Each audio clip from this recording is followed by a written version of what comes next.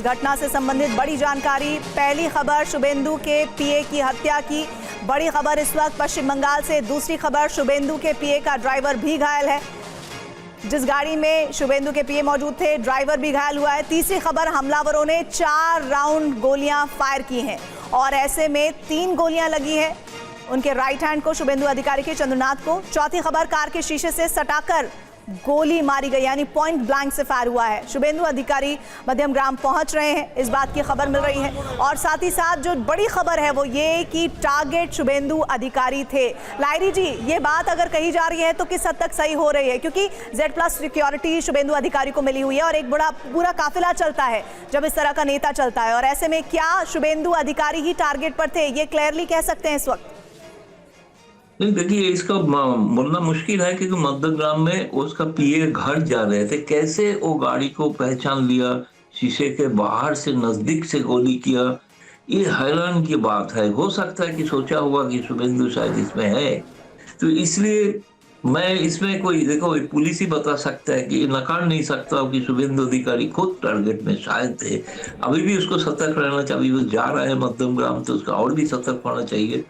मैं तो ये सोच ही नहीं पा रहा हूँ कि इसे कैसे व्याख्या करें। इसका इस तरह का जिसको संभावना है कि आगामी एक बड़ी जिम्मेवारी मिलने वाला है, संभावना है, उसके पहले ही उसके ऊपर ऐसे आक्रमण, ये तो भयंकर स्थिति बता रहा। अभी तो ऐसे नहीं है कि ममता बनर्जी सरकार है, आप उसको बर्खास्त करके 356 जारी करेंगे, ऐसा तो सिचुएशन है ही नहीं।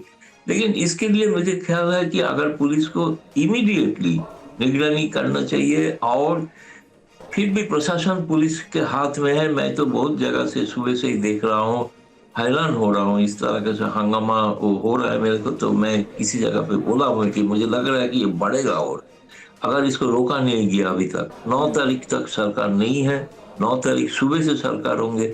लेकिन इसका पहले कैसे, जैसे गृह मंत्री ने कहा था कि 60 दिन के लिए केंद्रीय बल रहेंगे, मैं किसी जगह पे केंद्रीय बल दुर्भाग्य से नहीं देख पा रहा हूँ। लेकिन तो इसलिए ये घटना ये तो कम से कम बता ही रही है कि अपराधियों के हौसले पश्चिम बंगाल में कितने बुलंद हैं कि वो पॉइंट ब्लैंक से फायर करेंगे और उस फायर को करने के बाद फरार हो जाएंगे और उन्हें कोई पकड़ ही नहीं पाएगा।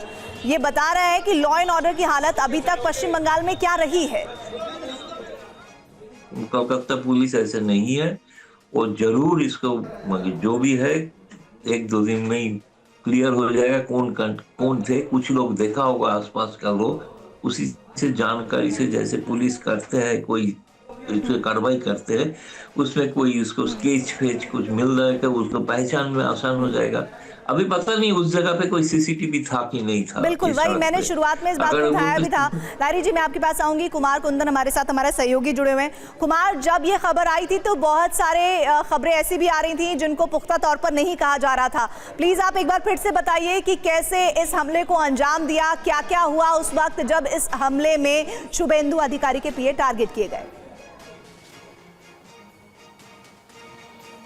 देखिए, जिस वक्त पहली बार खबर आई उस वक्त खबर ये आई थी कि शुभेंदु अपने काफिले के साथ थे। बाद में खबर ये आई कि इस काफिले पे शुभेंदु नहीं थे बल्कि उनका पीए जो है चंद्रदा, वो जो है एक तरह से इस काफिले का इस घटना का शिकार हुआ और ब्रस्ट फायर उनके ऊपर किया गया, जिसमें कि 3 गोलियां जो है लगातार चलाई गई हैं। बताया जा रहा है कि ब्रस्ट फायर में एक गोली उनके सीने में लगी है और उसके साथ जो उनके बगल में ड्राइवर बैठे हुए थे उनको भी पैर और हाथ में गोली लगी है। जो ड्राइवर है उनका नाम अभी पता नहीं चला है, उनका क्रिटिकल यूनिट में इलाज चल रहा है। डॉक्टर ऑपरेट करके बुलेट निकालने की कोशिश कर रहे हैं, जो हमें जानकारी मिल रही है। इन सब के बीच शुभेंदु अधिकारी जो मेगा सिटी हॉस्पिटल है, वहाँ अपोलो मेगा सिटी, वहाँ पे वो पहुँच रहे हैं और एक तरीके से अभी भी अफरा तफरी का वहाँ पे माहौल बना हुआ है। प्रीति कुमार, लेकिन जो अभी आप बता रहे हैं कि अभी ये कंफर्म हो गया है कि शुभेंदु अधिकारी उस काफिले में नहीं थे, वहां पर उनके जो राइट हैंड है चंद्रनाथ, उन्हें टारगेट किया गया, शीशे से सटाकर गोली मारी गई और 3 गोलियां, 4 राउंड फायर हुए हैं। 3 गोलियां सीधे कहा जा रहा है कि उनके पीए को लगी है और उनकी जो पीए की जो गाड़ी चला रहे थे ड्राइवर, उनको भी गोली लगी है। अभी तक कोई ऐसी जानकारी, क्योंकि अगर सड़क पर राह चलते इस तरह से टारगेट किया गया है तो सीसीटीवी होगा, क्या हम एक्सपेक्ट करें कि कितनी देर में कोलकाता पुलिस ये तमाम जानकारियां हासिल कर लेगी? देखिए, अभी तो सारी एजेंसीज कोलकाता में है और निश्चित रूप से ये मामला चूंकि बहुत हाई प्रोफाइल है, तो जो प्राइमरी इन्वेस्टिगेशन है वो तो कोलकाता पुलिस ही करेगी, लेकिन दूसरी एजेंसियां भी चूंकि ऑलरेडी वहाँ पे हैं और जहाँ तक सीसीटीवी फुटेज और तमाम तरह की चीज़ें की बात है वो निकलकर सामने आएगी। घटना चूंकि थोड़ी देर पहले का है, 1 घंटे पहले ही सब कुछ हुआ है, तो पुलिस जो है मौका वारदात पर है और यह जानकारी जुटाने की कोशिश कर रही है कि वो बाइक सवार कौन थे, बाइक का नंबर क्या था, बाइक पे कितने लोग थे, क्योंकि जो शुरुआती जानकारी है उसके हिसाब से 2 लोग बाइक पे थे और जो जानकारी मिल रही है कि कुछ और लोग शामिल हो सकते हैं और चूंकि प्रॉपर फॉलो किया जा रहा था उनको, एक तरह से कह सकते हैं टारगेट किलिंग है, तो पुलिस सारे मामलों की तफसील से जानकारी जुटाने की कोशिश कर रही है और यह कोशिश कर रही है कि आखिरकार कहाँ से हमलावर उसको फॉलो कर रहे थे। अगर सड़क पे, चूंकि ये सारी घटना सड़क पे हुई है, तो नेचुरली है पीछे के जो भी सीसीटीवी कैमराज होंगे उसमें हमलावर की तस्वीर कैद हुई ही होगी और वो पता चला ही होगा। तो एक तरीके से अभी थोड़े समय बाद ही ज़्यादा से ज़्यादा इस बारे में जानकारी मिल पाएगी कि कब, कहाँ, कैसे और क्या हुआ। प्रीति जी बिल्कुल, और रविशंकर दत्ता भी हमारे साथ जुड़े हुए हैं। रवि, अगर आप मेरी आवाज़ सुन रहे हैं, आपके पास मैं जाऊंगी, लेकिन ये जो विजुअल इस वक्त आप देख रहे हैं ये इंपॉर्टेंट विजुअल है इस पूरे घटनाक्रम से जुड़े हुए।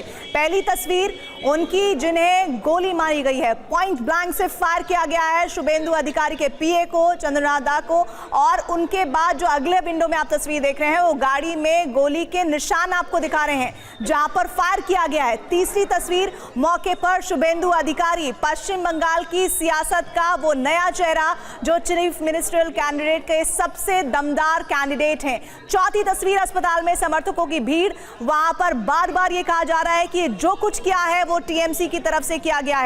लाइरी जी, बीजेपी इस तरह के एलिगेशंस लगा रही है लेकिन बिना किसी प्रमाण के आरोप लगाना वाजिब नहीं है। फिलहाल क्या आपको लग रहा है कि इस तरह के टारगेट किलिंग करने के पीछे मकसद क्या है?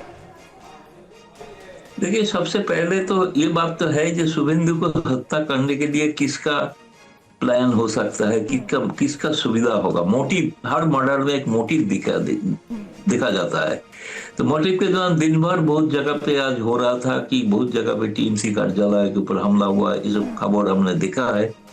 हो सकता है कि देखिए ये शिकायत जांच के विषय है, मैं भी बिना जांच के नहीं, स्वाभाविक तौर पे टीएमसी काठगड़ा में तो है ही, क्योंकि वो पार्टी हारे है। वो सबसे ज्यादा जिसको नुकसान पहुंचाया जिस पार्टी को, वो है शुभेंदु अधिकारी। इसलिए हो सकता है कि उनका टारगेट में हो, लेकिन मैं ये नहीं बोल सकता कि टीएमसी, क्योंकि अभी पुलिस का जांच का विषय है। इस तरह का घटना है, बाइक में कौन आया था, बाइक में कौन सवार हुआ था, बाइक का नंबर शायद मिल जाएगा तो पुलिस को डिटेल पता चल जाएगा कौन है। इसलिए पहले से जल्दबाजी होगा। स्वाभाविक है कि भारतीय जनता पार्टी की तरफ से पूरा निशाना जो है वो टीएमसी की तरफ करना स्वाभाविक है, तो बाकी कोई पार्टी ऐसे करेगा नहीं, ये तो लगता है। लेकिन पार्टी नहीं है, पार्टी का कुछ समर्थक, कुछ अति उत्साही समर्थक जो भी है, जिस कारण से, लेकिन ये गलत कर रहा है, ये बंगाल का छवि खराब कर रहा है सारा देश भर में के लिए। इसका तो निंदा करने का मैंने पहले ही कहा कि भाषा नहीं है। अब राजनीतिक हिंसा इतना ज्यादा होगा कि अब चुनाव हारने के बाद भी चलता था, मैंने सोचा इस बार नहीं होगा, लेकिन इतना बड़े घटना होगा ये कभी सोचा नहीं था। सीरियसली मेरे कोई एक्सप्लेनेशन नहीं दे पा रहा हूँ, मैं तो हैरान हूँ सीरियसली। मैं जैसे बंगाली, मेरे को शर्म आ रहा है। लाइरी जी, देखिए बहुत इंपॉर्टेंट बात आपने उठाई, आप बहुत इंपॉर्टेंट बात कह रहे हैं। आपने कहा कि चुनाव से पहले, चुनाव के बाद में, गिनती से पहले वोटों की गिनती के बाद में, सरकार बनने से पहले हिंसाएं हुई हैं, लेकिन इस तरह के हमले को अंजाम देना ये पश्चिम बंगाल की सियासत में एक बहुत बड़ा धब्बा है जिसे आने वाले कई वर्षों तक भुलाया नहीं भूलेगा जाएगा। सही बात, मैं बिल्कुल सहमत हूँ। मैं चाहूंगा कि टीएमसी इसके बारे में आधिकारिक तौर पे बने, उसको देना चाहिए, क्योंकि सबसे बड़ा नेता विरोधी पक्ष का, तब तक विरोधी थे, अभी तो शासन में जाएंगे, लेकिन उनके लिए अगर ये आरोप आ रहा है तो उनके तरफ से भी एक सफाई और कोई भी क्लैरिफिकेशन आना चाहिए। अगर टीएमसी का कोई लोग कहा गए तो उनको बोलना चाहिए कि हमारे साथ तो पार्टी, हम उसमें साथ जोड़ना नहीं चाहते। लेकिन टीएमसी को भी एक जिम्मेवारी बनता है, क्योंकि रूलिंग पार्टी काल तक थे, इसलिए उसका ऊपर वो धब्बा आएगा, वो चार्ज आएगा, शिकायत आएगा, इसके लिए उनका भी एक जवाबदेही होता है। मैं मानता हूँ उनके सीनियर लीडर कुछ इस बारे में कहेंगे तो सबसे अच्छा होगा। लाइरी जी, सबसे बड़ी बात यह है कि जब हार भी सामने होती है तो समर्थकों को, अपने साथ जुड़े हुए लोगों को यही कहा जाता है कि इस हार को भी स्वीकार करिए। लेकिन ममता बनर्जी जिस तरह का तौर तरीका अपना रही थी, जैसा कि आप कह रहे हैं कि अगर टीएमसी का कोई नेता समर्थक इसमें इन्वॉल्व है तो मैं पॉसिबिलिटी बता रही हूं, तो इस हार को जज्ब नहीं किया जा सका और उसको इस रूप में अगर निकाला गया है तो ये पश्चिम बंगाल की राजनीति के लिए बिल्कुल ठीक नहीं है और कानून व्यवस्था पर ये एक बहुत बड़ा सवालिया निशान है।